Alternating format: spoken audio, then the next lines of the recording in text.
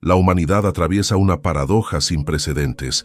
Nunca hemos tenido tanto acceso a la información y nunca hemos sido tan profundamente estúpidos. No se trata de falta de inteligencia natural, sino de algo más perturbador: la elección deliberada por la ignorancia. Nietzsche advirtió que el hombre prefiere querer la nada a no querer, y hoy somos testigos de esta verdad en su forma más grotesca. La sociedad contemporánea no solo tolera la estupidez, la cultiva, la celebra y la transforma en modelo de éxito. El idiota dejó de ser una anomalía social para convertirse en el estándar aspiracional, mientras que civilizaciones anteriores construyeron monumentos a la sabiduría. Nosotros erigimos altares a la mediocridad. La revolución no vino de los oprimidos contra opresores, sino de los ignorantes contra el propio conocimiento. Y lo más aterrador, ella venció. Lo que presenciamos no es solo un declive cultural pasajero, sino una reconfiguración fundamental del valor humano, donde la profundidad fue sustituida por la performance, el pensamiento por la reacción y la verdad por la conveniencia emocional. Hubo un tiempo en que la ignorancia cargaba vergüenza. El tonto era identificado, aislado, y su influencia contenida por los mecanismos naturales de una sociedad que valoraba el conocimiento. Hoy, ese equilibrio fue destruido. La estupidez no solo perdió su estigma social, ella conquistó legitimidad, poder y admiración. El idiota moderno no se esconde, él protagoniza, opina, dirige y comanda. Schopenhauer observó que la tarea no es tanto ver aquello que nadie vio, sino pensar lo que nadie aún pensó sobre aquello que todo el mundo ve. Invertimos completamente esa lógica. Ahora, la tarea es no pensar absolutamente nada sobre aquello que todos ven, y aún así hablar sobre eso con convicción inquebrantable. La antigua jerarquía del conocimiento colapsó, no por una democratización genuina del saber, sino por una inversión de valores donde la ignorancia se volvió virtud. El especialista que dedicó décadas al estudio es colocado en el mismo pedestal del aficionado que leyó 3 posts en redes sociales.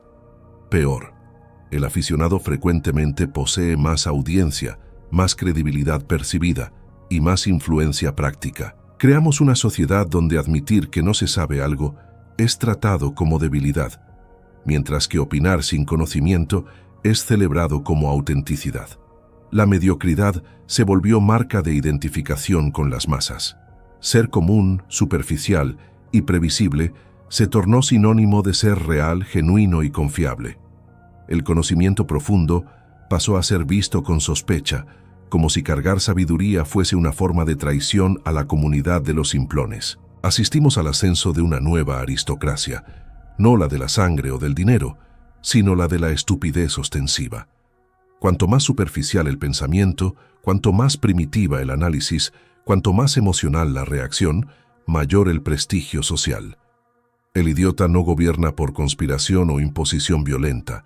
Él gobierna porque la masa encontró en él un espejo confortable. Ver a alguien tan limitado como sí mismo, ocupando posiciones de destaque, ofrece una validación psicológica irresistible. Si él puede, a pesar de su obvia mediocridad, entonces mi propia mediocridad no es problema. La dictadura de la ignorancia funciona por consenso voluntario. Nadie es forzado a seguir al idiota. Las personas eligen hacerlo porque él ofrece algo que la inteligencia no puede: la dispensa del esfuerzo de pensar. Seguir a alguien inteligente exige acompañar razonamientos complejos, cuestionar certezas, tolerar ambigüedades. Seguir al idiota exige solo concordar con lo que ya se siente. El sistema no falló en educar a las masas. El sistema fue rediseñado para producir exactamente el tipo de individuo que vemos proliferar. Superficial lo suficiente para ser manipulable, confiado lo suficiente para no cuestionar, y vacío lo suficiente para ser llenado con cualquier narrativa conveniente. El pensamiento crítico no murió de causas naturales. Él fue asesinado, y el crimen fue colectivo. La revolución de los idiotas comenzó cuando sustituimos el acto de pensar por el acto de reaccionar. La mente contemporánea no procesa información, ella la consume y regurgita en ciclos cada vez más rápidos y superficiales. Nietzsche advirtió que los pensamientos que vienen con pies de paloma son los que guían el mundo, pero hoy solo damos oídos a los pensamientos que vienen con gritos e impacto inmediato. La sutileza murió junto con la paciencia necesaria para comprenderla. El pensar genuino exige tiempo, silencio y disposición para estar equivocado. Exige que suspendamos el juicio, que toleremos la ambigüedad, que naveguemos por la incertidumbre sin buscar respuestas fáciles. Todas esas capacidades fueron sistemáticamente destruidas por la cultura de la velocidad y de la certeza instantánea. Hoy una opinión debe ser formada en segundos y defendida con ferocidad tribal.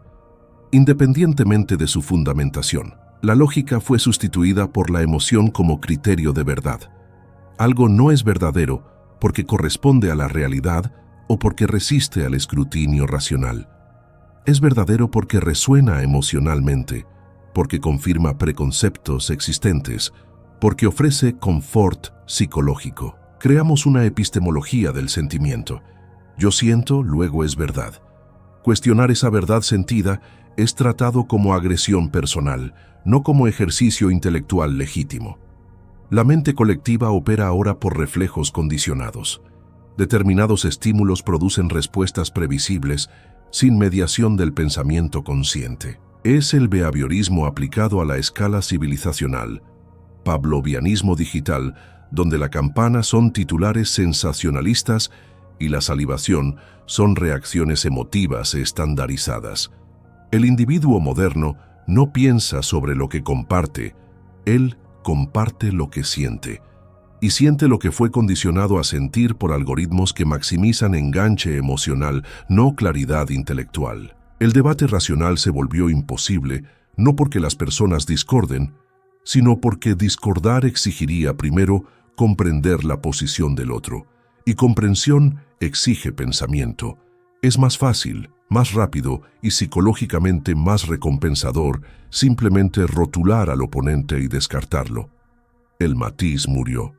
Todo fue reducido a binarios simplistas, cierto o errado, con nosotros o contra nosotros, bueno o malo. La realidad, que insiste en ser compleja y multifacética, es violentamente exprimida en esas categorías primitivas. Cualquier tentativa de apuntar complejidad es vista como evasión, como recusa en tomar partido, como complicidad con el lado errado. Sustituimos el pensamiento por la repetición de eslogans. La mente contemporánea es un eco infinito de frases de efecto que nadie examinó críticamente. Repetimos mantras políticos, jergas corporativas, clichés motivacionales y falsas profundidades como si fuesen sabiduría destilada. La repetición crea la ilusión de comprensión. Si algo fue dicho muchas veces, pasa a parecer verdadero, mismo que nunca haya sido examinado. El culto de la emoción impulsiva destruyó la deliberación. Decisiones personales, posicionamientos políticos, juicios morales. Todo es hecho en el calor del momento emocional, sin la mediación del raciocinio. Y cuando la emoción pasa y los resultados desastrosos aparecen, la respuesta no es reflexionar sobre el proceso que llevó al error, sino buscar la próxima emoción fuerte que justifique la próxima decisión impulsiva. Es un ciclo vicioso de estupidez emocional, donde cada error solo fortalece el mecanismo que lo produjo. La profundidad se volvió enemiga de la era contemporánea, no porque sea difícil de alcanzar, sino porque es incompatible con el modelo de atención fragmentada que domina la experiencia moderna. Schopenhauer afirmó que la vida oscila como un péndulo entre el dolor y el tedio, pero adicionamos un tercer polo, la distracción perpetua. Y en la distracción perpetua, solo lo superficial sobrevive. El imperio de la superficialidad no fue construido por decreto, sino por seducción.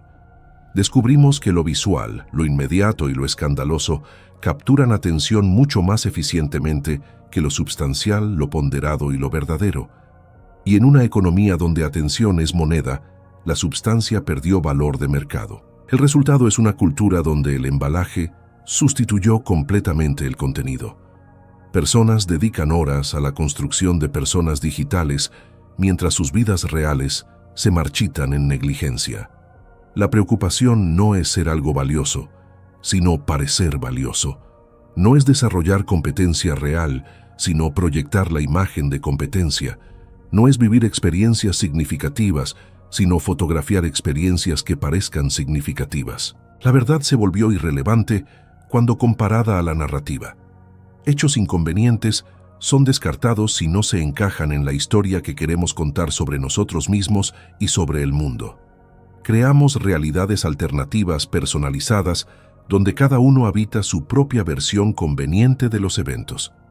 Y como todos hacen lo mismo, no hay más una realidad compartida sobre la cual podamos dialogar. El mundo moderno no quiere personas inteligentes, porque personas inteligentes hacen preguntas inconvenientes, identifican contradicciones, se recusan a aceptar narrativas simples para problemas complejos. El sistema necesita de personas visibles, no personas pensantes. Visibilidad puede ser manufacturada, gestionada, monetizada. El pensamiento genuino es imprevisible, disruptivo, potencialmente peligroso para estructuras establecidas. Asistimos a la transformación de la ignorancia en producto comercial. La estupidez es empaquetada como entretenimiento y vendida para masas que la consumen ávidamente. Reality shows que celebran comportamiento degradante, influenciadores que monetizan banalidad, productos culturales que exigen cero esfuerzo cognitivo. Todo eso no es accidente, es design intencional. Descubrimos que hay más dinero en la explotación de la estupidez que en la elevación de la inteligencia. La apariencia física sustituyó la competencia como principal forma de capital social. No importa lo que usted sabe, lo que usted produjo, o cuán profundamente usted comprende algo. Importa cómo usted se presenta, cuántos seguidores usted tiene, cuán eficientemente usted vende su imagen. La substancia se tornó no solo desvalorizada, sino activamente despreciada como algo pretencioso y elitista. El ruido venció el silencio productivo. Para existir socialmente, es preciso estar constantemente produciendo contenido, emitiendo opiniones, manteniendo presencia. El silencio, que siempre fue el terreno fértil del pensamiento profundo, es interpretado como inexistencia. Quien no está constantemente visible es tratado como si no existiese. Y así todos producen contenido incesantemente, sin tiempo para procesar, reflexionar o desarrollar algo genuinamente valioso. La exposición se tornó el fin en sí misma. No nos exponemos para comunicar algo importante, nos exponemos simplemente para ser vistos. El contenido es pretexto para la performance de existir públicamente. Y cuanto más nos exponemos, menos tenemos a decir. Porque el tiempo que podríamos usar para desarrollar pensamientos interesantes es consumido por la propia exposición. Es un ciclo de vaciamiento progresivo, donde la visibilidad aumenta a medida que la substancia disminuye. Toda sociedad necesita de estructuras de creencia y autoridad. Cuando las instituciones tradicionales colapsan, nuevas surgen para llenar el vacío. La religión contemporánea no tiene templos de piedra, sino pantallas digitales. Sus sacerdotes no usan sotanas, sino filtros, y sus rituales no son oraciones, sino me gusta, compartidos y comentarios obsesivos. Dietrich Bonhoeffer observó que la estupidez es un enemigo más peligroso del bien que la maldad, y los influenciadores prueban esa verdad diariamente. Ellos no son necesariamente malintencionados, son simplemente vacíos, y ese vacío es contagioso. El influenciador moderno no lidera por sabiduría, competencia o carácter. Lidera por visibilidad, por capacidad de generar identificación emocional, por dominio de las técnicas de manipulación algorítmica. Su autoridad no viene de lo que sabe, sino de cuántos lo siguen.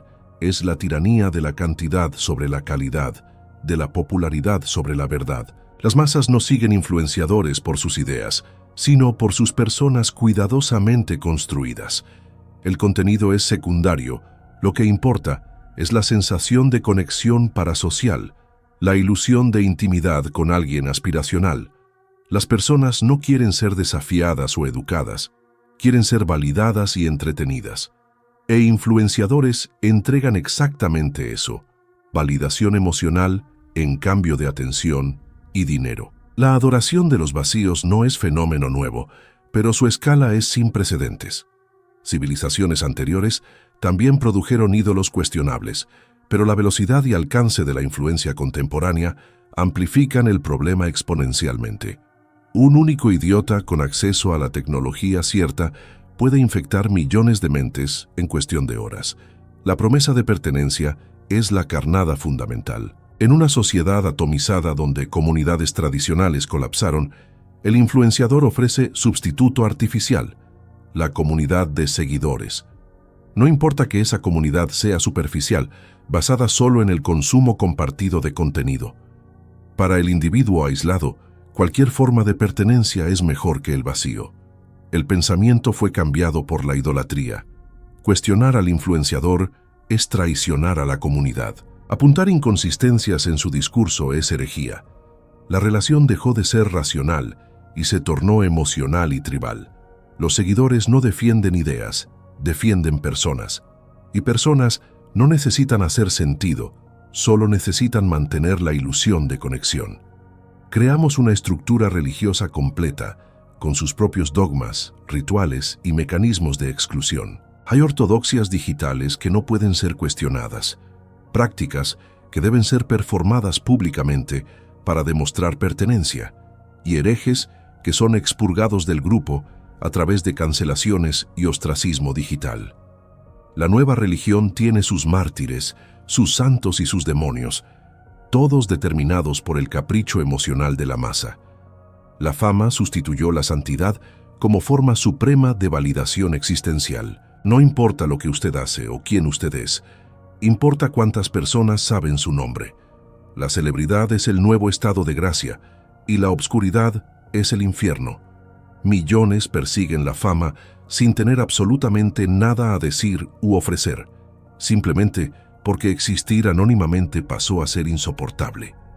El idiota moderno no necesita de líderes conscientes de su papel porque el sistema funciona automáticamente. Algoritmos amplifican el contenido más emocionalmente estimulante, no el más verdadero o útil. La selección natural digital favorece la estupidez inflamatoria sobre la sabiduría ponderada. Y así, los vacíos ascienden no por conspiración, sino por alineamiento perfecto con las mecánicas de atención de la era digital. La hipnosis es real, pero no es mística, es algorítmica, psicológica y devastadoramente eficaz. Las masas no son forzadas a seguir, son seducidas por mecanismos que exploran vulnerabilidades psicológicas profundas, necesidad de pertenencia, miedo de exclusión, deseo de validación, búsqueda por certeza en mundo incierto. Los influenciadores no controlan esos mecanismos, son simplemente los más eficientes en activarlos. La escuela moderna no falló en su misión educacional. Ella cumple perfectamente la función para la cual fue proyectada: producir trabajadores obedientes, consumidores previsibles y ciudadanos conformistas. El sistema educacional no existe para libertar mentes, existe para formatearlas según las necesidades del aparato productivo y político. La revolución de los idiotas tiene sus raíces más profundas en las salas de aula, donde generaciones fueron entrenadas a no pensar. El alumno contemporáneo no aprende a cuestionar, aprende a reproducir. No desarrolla capacidad crítica, desarrolla habilidad en identificar cuál respuesta el profesor quiere oír. La educación se tornó ejercicio de conformidad, memorizar informaciones desconectadas, regurgitarlas en tests estandarizados y olvidar todo inmediatamente después de la evaluación. No hay comprensión genuina, solo performance de aprendizaje. Nietzsche advirtió que el Estado se llama el más frío de todos los monstruos fríos, y miente fríamente, y de su boca sale esta mentira: yo, el Estado, soy el pueblo. La educación estatal es instrumento de ese monstruo frío, produciendo ciudadanos que confunden obediencia con virtud y conformidad con sabiduría.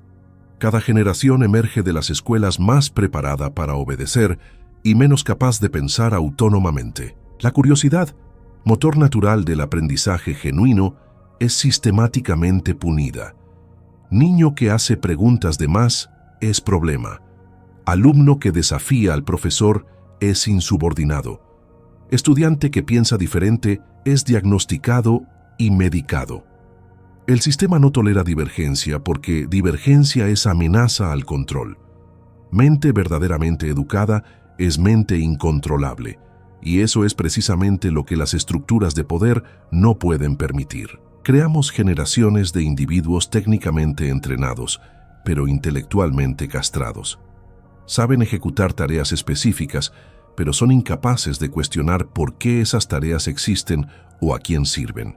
Dominan competencias técnicas estrechas, pero carecen completamente de visión amplia, que permitiría contextualizar su trabajo en estructura mayor de significado y consecuencia. La escuela enseña qué pensar, nunca cómo pensar. Contenidos son presentados como verdades definitivas a ser aceptadas, no como teorías provisorias a ser examinadas. Historia es narrativa oficial, no interpretación contestable. Ciencia es conjunto de hechos, no método de investigación. Literatura es canon a ser venerado, no diálogo cultural a ser continuado. Todo es cerrado, definitivo, incuestionable. El resultado es formateo completo de la mente según patrones establecidos. El sistema no quiere ciudadanos libres, quiere funcionarios previsibles. No quiere pensadores independientes, quiere consumidores confiables. No quiere personas capaces de transformar la realidad. Quiere personas que acepten la realidad como inmutable y su papel dentro de ella como destino inexorable. La domesticación es completa y comienza temprano. Desde la primera infancia, somos entrenados a sentar quietos, obedecer a la autoridad sin cuestionar, aceptar el tedio como condición normal, suprimir impulsos naturales de movimiento y exploración. La escuela es prisión preparatoria para la prisión mayor que es la vida adulta conformista. Trabajo monótono, consumo compensatorio, entretenimiento alienante y muerte sin que jamás hayamos verdaderamente vivido. La obediencia es premiada con notas, aprobación social y promesas de éxito futuro. La rebeldía intelectual es punida con reprobación, marginalización y profecía autorrealizable de fracaso. Aprendemos rápidamente cuál comportamiento produce recompensas y nos adaptamos. La mayoría jamás recupera la capacidad de pensamiento genuino, permaneciendo intelectualmente domesticada hasta la muerte. Los pupitres escolares son el local donde la curiosidad va a morir. Allí, preguntas inconvenientes son desviadas, insights originales son ignorados y la creatividad es canalizada para ejercicios inútiles. Allí aprendemos que la autoridad no necesita justificarse, que reglas existen para ser seguidas sin comprensión de su propósito, y que nuestro valor es determinado por la capacidad de reproducir lo que nos fue dicho, no por la capacidad de producir pensamiento original. Los verdaderamente inteligentes retrocedieron, no por cobardía o indiferencia, sino por cálculo racional de sus opciones en un mundo donde la inteligencia se tornó pasivo, no activo. Descubrieron que argumentar con ignorancia es ejercicio fútil, que intentar educar a quien no quiere ser educado es desperdicio de energía vital, y que expresar verdad desconfortable es invitar no al debate, sino a la hostilidad. Schopenhauer escribió que toda verdad pasa por 3 estadios. Primero es ridiculizada, después es violentamente combatida y finalmente es aceptada como evidente. Pero él no anticipó una cuarta posibilidad, que la verdad sea permanentemente rechazada en favor de mentiras más confortables. En el imperio de los idiotas, la verdad no triunfa eventualmente, ella es simplemente descartada como inconveniente. El silencio de los sabios no es ausencia de opinión, es recusa en desperdiciar sabiduría con quien no tiene capacidad o voluntad de recibirla. Es preservación de energía para batallas que puedan ser vencidas e interlocutores que aún son capaces de raciocinio. Discutir con la ignorancia no solo es inútil, se tornó peligroso. Presentar argumento racional es tratado como violencia. Apuntar inconsistencia lógica es interpretado como ataque personal. La verdad es tratada como insulto, porque contradice narrativas en las cuales las personas invirtieron identidad y propósito. La sabiduría es rotulada como arrogancia, porque arrogancia es crimen social más fácilmente identificable y punible que estupidez. El idiota no consigue desafiar argumentos del sabio. Entonces, ataca su carácter y moviliza resentimiento colectivo contra su supuesta pretensión. El silencio se tornó el último refugio de la lucidez.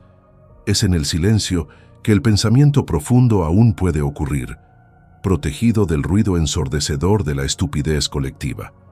Pensar se tornó acto de resistencia silenciosa y privada. Es recusa en aceptar narrativas listas, insistencia en examinar evidencias, compromiso con raciocinio lógico mismo cuando la emoción grita por abandono de la razón. Los inteligentes no abandonaron el mundo, solo reconocieron que el mundo los abandonó primero.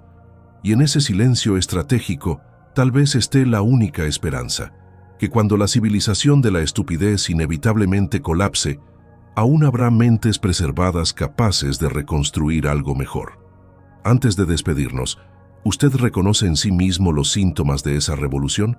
¿O consigue pensar verdaderamente de forma independiente? Si este mensaje incomodó su zona de confort intelectual, digite en los comentarios: pensar es resistir. No olvide compartir este contenido con quien necesita cuestionar la propia mediocridad. Active la campanita y se inscriba para más filosofía sin concesiones. Hasta el próximo video.